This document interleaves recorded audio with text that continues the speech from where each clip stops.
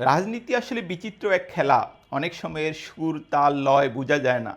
বুধবারের দিনটার কথাই ধরুন, বিএনপি মহাসচিব মির্জা ফখরুল ইসলাম আলমগীর নাম নেননি মুখে, কিন্তু দৃশ্যত নিশ্চিত করেই বোঝা যায় যে তিনি জামায়াতের সমালোচনা করেছেন।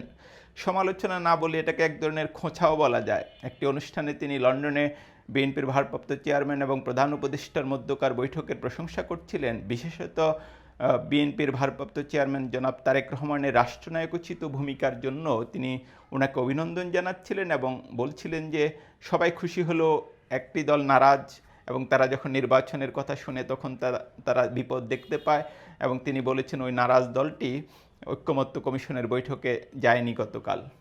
তো আমরা যেটা জানি যে গতকাল জামাত ঐক্যমত্য কমিশনের বৈঠকে যোগ না দিলেও আজ তারা বৈঠকে ঠিকই যোগ দিয়েছে এবং সেখানে আবার আরেকটা ভিন্ন পরিবেশ দেখলাম। বিশেষ করে খুবই সৌহার্দ্যপূর্ণ পরিবেশে জামাত নেতা ডক্টর সৈয়দ আবদুল্লাহ মোহাম্মদ তাহের, বিএনপির স্থায়ী কমিটির সদস্য সালাউদ্দিন আহমেদ এবং এনসিপির আহ্বায়ক নাহিদ ইসলামকে আমরা দেখতে পেলাম। নাহিদকে বুকে টেনে নিয়েছেন সালাউদ্দিন আহমেদ এবং তারা তিনজন হাতে হাত মিলিয়ে, তিনজন বলতে সালাউদ্দিন সাহেব, ডক্টর তাহের এবং নাহিদ কথা বলতে দেখেছি আমরা। খুবই হৃদ্যতাপূর্ণ পরিবেশ ছিল। একই দিনে দেখেন বিএনপির দুইজন নেতার অনেকটা জামাত সম্পর্কে দুরকম অবস্থানই কিনা সেটাও একটা প্রশ্ন। কিন্তু এর বাইরে যে প্রশ্নটা আলোচিত হচ্ছে যে জামাত, যেটা এরই মধ্যে বলা হলো যে গতকাল জাতীয় ঐক্যমত্য কমিশনের বৈঠকে যায়নি, কেন যায়নি সেটা এরই মধ্যে দলটি পরিষ্কার করেছে। কিন্তু গতকাল আরও কিছু ঘটনা ঘটেছে। জামাত যখন ঐক্যমত্য কমিশনের বৈঠকে যায়নি, এরপরই সরকারের পক্ষ থেকে জামাতের সঙ্গে যোগাযোগ করা হয়, যেটা গতকালই প্রধান উপদেষ্টার প্রেস সেক্রেটারি শফিকুল আলম উল্লেখ করেছেন। এখন যেটা জানা যাচ্ছে যে গতকাল দিনের কোনো এক সময়ে জামাতের আমির ডক্টর শফিকুর রহমানের সঙ্গে প্রধান উপদেষ্টা প্রফেসর মোহাম্মদ ইউনুস কথা বলেছেন, টেলিফোনে তাদের আলাপ হয়েছে এবং যেটা জানা যাচ্ছে যে জামাত তার অবস্থান পরিষ্কার করেছে প্রধান উপদেষ্টার কাছে।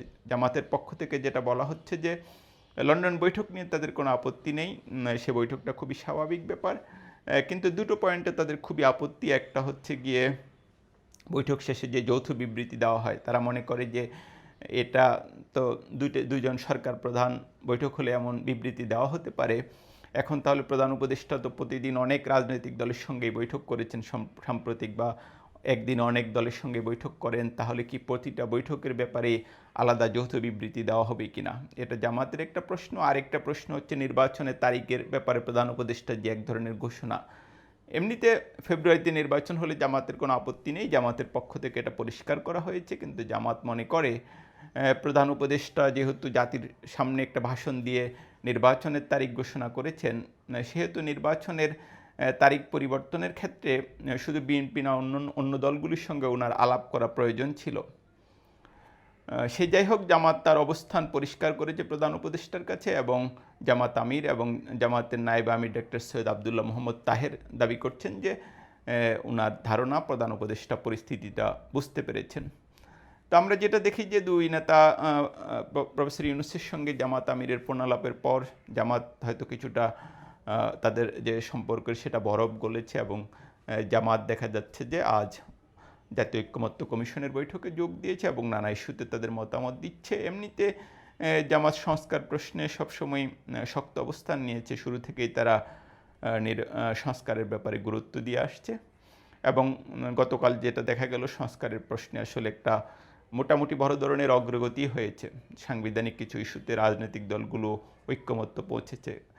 আশা করা যায় বাংলাদেশ ধীরে ধীরে জুলাই সনদের দিকে এগুবে এবং একটা অবাধ এবং সুষ্ঠু এবং নিরপেক্ষ নির্বাচনের মাধ্যমে ক্ষমতা হস্তান্তর হবে।